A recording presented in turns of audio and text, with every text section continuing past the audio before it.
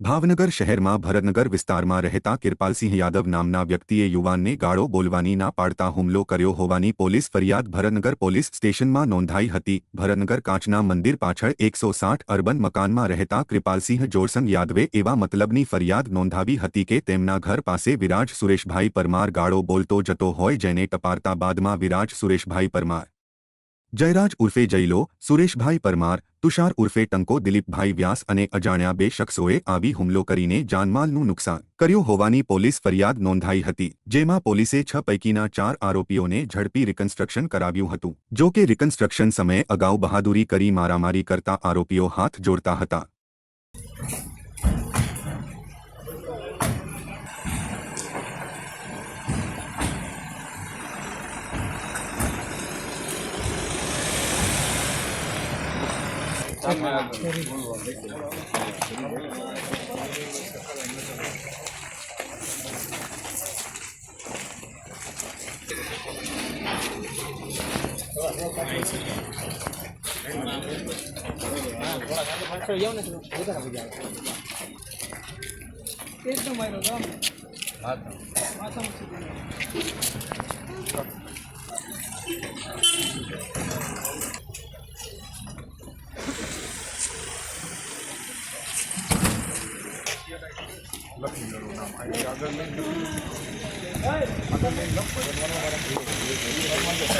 Coffee डेला वालों हाँ।